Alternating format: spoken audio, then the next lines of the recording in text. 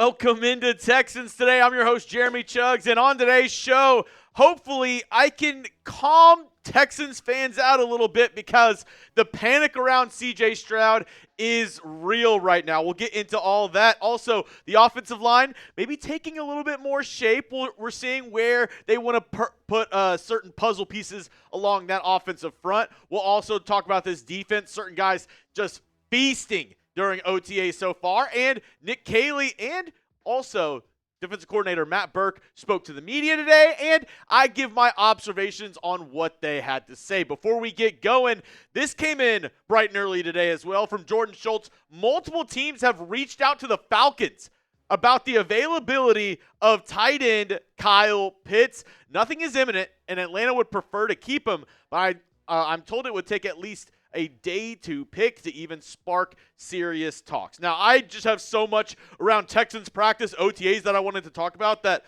I didn't want to just lump in the Kyle Pitts trade talk, but let me give you this deal. If we get 500 likes on this video, I'll do a Kyle Pitts trade video tomorrow. It's my off day, but I'll come in really quick. I'll make the video. If this video right now can get 500 likes, go smash that thumbs up icon. And tomorrow I'll come in and talk a little bit about Kyle Pitts and maybe the Texans trading for the Falcons tight end, why it makes sense and why it doesn't make sense. But before we get into any of that, let's talk about Texans practice today and the panic. Oh no! CJ Stroud, he hasn't been throwing at OTA practices, and the sky is falling. The house is on fire. The roof is on fire. Everyone's freaking out because CJ Stroud, even though he's been at practices, he's been present, he's been, going through stretches, going through the warm-up stuff, being there throughout all the installs, he has not been throwing the football. And it makes everybody wonder. The underlying question has been, is there an injury that CJ Stroud is still dealing with or has possibly gotten surgery or something this offseason that is prohibiting him from throwing the football? And I found this kind of interesting. Somebody who I follow on X, you should too if you're a Texans fan. She does some great content there on Twitter. But she put out this tweet during the Texans-Ravens game of talking about, CJ Stroud was injured during this play. He got tackled by Odafe Oweh as he was letting go of the football, crushing his right arm. He was down on the field for a minute. I actually quote tweeted this, and it has the video of the play. But here's just a photo of what that looked like as CJ Stroud was getting taken down by Odafe Oweh. I don't believe this is the play, but you get the point. It was during this game, during the Christmas game, where CJ Stroud got that arm injured. And I'll say the same thing that I said about Joe Mixon, right? I'm all good. Everybody's freaking out. Everybody's worrying. It's fine. This is the time that you want superstars to take it easy and try to rehab those injuries. Just like I said about Joe Mixon. I'd rather have CJ Stroud not throw footballs in May if it means he's not missing games in September, because that's when it matters. And I know Texans fans are worried about CJ Stroud and his injuries, most namely because how the Texans have been with injuries over the past couple of years. Look what we talked about just the other day with Christian Harris and his injuries in 2024. So I get why there's a little bit of level of, panic, a little level of worry amongst Texans fans around the CJ Stroud injury. So I'm going to turn it to you folks. Get down in the comment section and let me know. Are you worried about CJ not throwing during OTA? Scale it 1 to 10. 1, you're not worried at all. You think it's perfectly fine. CJ's going to be all good, and everybody should take a chill pill because it's just May. 10, you're running around like the house is on fire because you're worried CJ Stroud might even miss some time for this Texans team during the 2025 season. Go down in the comment section. Let your voice be heard. Go down there. If you get hit with the YouTube ad break here, all good. Scroll on down and give me your answer. All right, now let's talk about the offensive line and how it's kind of coming into shape a little bit. Aaron Wilson, another great follow on X if you're a Texans fan, has been at all the OTA practices that media is allowed to go to. He's been tweeting out, making a ton of great videos. Go follow him on X and go follow his YouTube channel as well. He's been doing some really good stuff. But he talked about, CJ Stroud. He did hand the ball off, but during the first drills, the new offensive line that took shape was with Ariante Ursery at left tackle, left guard Laken Tomlinson, center Jake Andrews, right guard Titus Howard, and right tackle Blake Fisher. And it was the very first one that you went to, Tex, the very first one. Very interesting. And I've had to shake up my offensive line depth chart a little bit because I'm trying to, reflect of what the Texans are going to do and what Nick Caley and this coaching staff is going to put out there. So now my new Texans offensive line depth chart looks a little bit like this. I have Cam Robinson at left tackle, Laken Tomlinson at left guard, Jake Andrews as the starting center, Titus Howard at right guard, and Ariante Ursery at right tackle. Now, there's been a lot of, different lineups, a lot of different, mixes and matches thrown out there. Very interesting. But the one thing I've gained is this. It looks like Titus Howard, he's a guard, and he's going to man one of those guard spots, and it looks like the other side, it's going to be Laken Tomlinson. Not putting that in stone, not saying that's going to be the case, but from what I've seen and what I've heard over the past 3 days, it looks like those guard spots, not solidified, but looks like they're pretty close. And it seems like Jake Andrews has a little bit of a head start, has a little bit of the lead, I would say, to be the starting center for this team in 2025. So it might look like the interior, which we were more worried about, is going to be kind of set. And then we're just looking at the tackles. Is it going to be Cam Robinson or Ariante Ursery on the left side? And is it going to be Blake Fisher or Ursery on the right side, depending on how those tackles kind of shake out? So it's very interesting to see how Nick Caley has constructed this offensive line with new O-line coach Cole Popovich, who was an assistant last year. But I keep on going back. Both those guys were in New England. Both of those guys were mentored by Dante Scarnecchia, regarded as one of the best offensive line coaches to ever coach in the NFL. So I'm very interested to see if they take some of those teachings, some of those ways from New England, put it with this Texans offensive line, and kind of see where we go from there. Let's talk about some other standouts. Jonathan M. Alexander, another great follow on X. Standouts on day 3 of OTAs, Will Anderson Jr. and Davis Mills. I was told Will Anderson Jr. had multiple flashes during practices where he just shows like he is one of the best players, if not the best player, on the football field. He was cooking today, had a sack on Titus Howard, had a sack on Blake Fisher, maybe more of a coverage sack. He was eating today. Another guy who I'm very excited to see actually on the field and showing out, Jalen Pitre. Cole Thompson. I'm just kidding. All today's show is me talking about OTAs and giving shout-outs to all the great Texans content creators. Cole Thompson, another great one on X.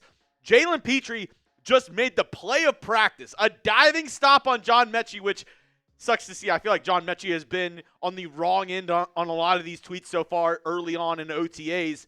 But the Texans DB is making plays back at full speed. Apparently, he looks great coming off that injury that sidelined him for the remainder of that 2024 season. But I'm super pumped to see what Pitre does this year because I really thought he was a spark plug.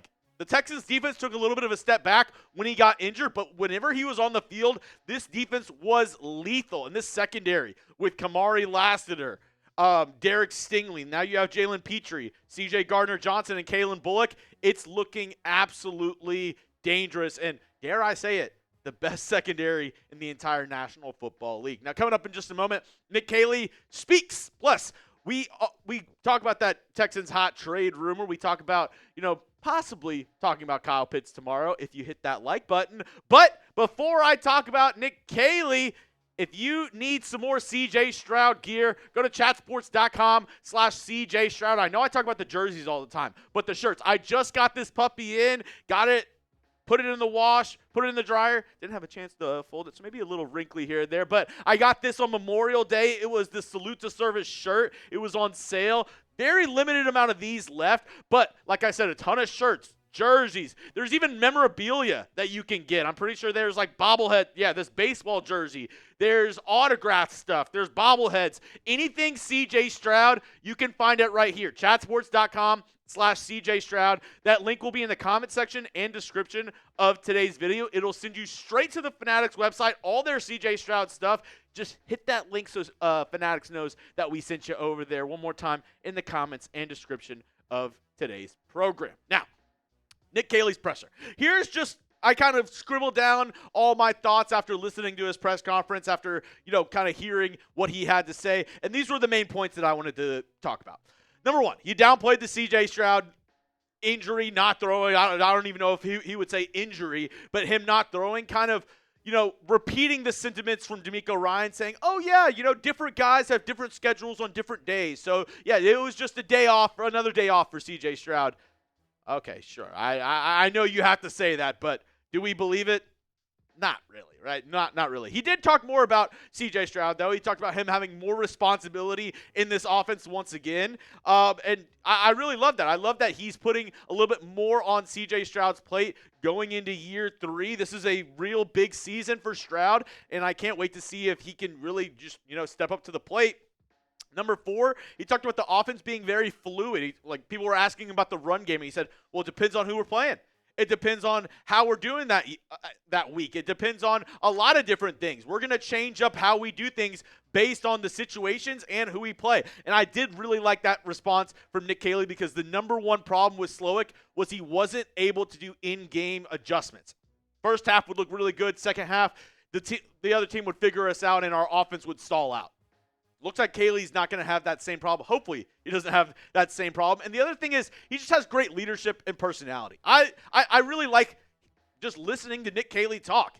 He's a much better, speaker. He's a much better, I would say, leader than what we've had in this locker room before. And I think a little bit of that Sean McVay rubbed off on him a little bit, where I do think, he's proved himself to be a good leader of men. And I really hope he can take that and bring it over to the Texans and help out this offense, really get back to form from a down 2024 year. This is what Caley had to say on CJ doing more, and more about him having more responsibility. He said, when you're at that position of quarterback, there is a lot of great value in being able to fix problems that come up or unscouted looks that come up. So he's, like I said, putting more responsibility on CJ Stroud's plate, saying, hey, I'm going to make calls, but if you see something funny at the line of scrimmage, if you notice something, say something. It's that old adage, if you see something, say something.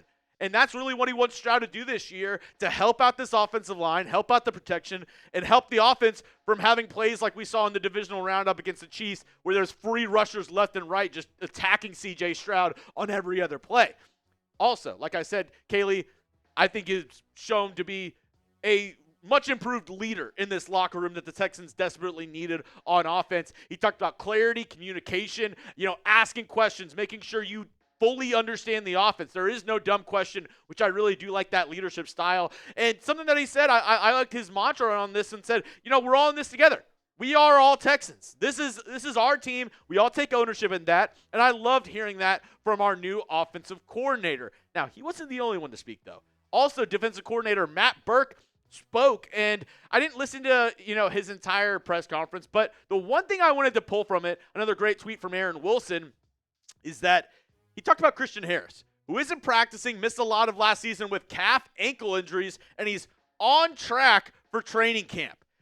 I talked about Christian Harris the other day, and whether or not Texans fans should be worried about Harris and his injury. I gave it 2 Toro heads, saying, it's reasonable to be a little bit worried about Christian Harris going into this season. This maybe raises that up a little bit, because him talking about, he's dealing with calf, ankle injuries, on track for training camp. That's the exact same thing that we heard last year around Christian Harris. Oh, yeah, he should be good to go here. Oh, no, actually now a couple weeks later. Oh, no, actually after the bye week. Oh, no, I know he's played a couple of games, but he can't really play in the playoffs. It's been a lot of, smoke screens around Christian Harris. So until I see it, I'm not going to believe it whenever it comes to Christian Harris and his health and his availability for this Houston Texans defense. That's all I have on today's show for you, folks. If you want to hit me up on Twitter, you can do so at Jeremy Chuggs. And if you made it to the end of the video, make sure you hit that subscribe button. If you're not subbed, hey, we bring you free Texans videos every single day. It doesn't matter if it's the off season, the regular season, whenever, we're bringing you that Texans coverage. And made it to the end of the video too, go hit that thumbs up icon. Tomorrow's my off day, but I wouldn't mind coming in and talking a little bit of Kyle Pitts.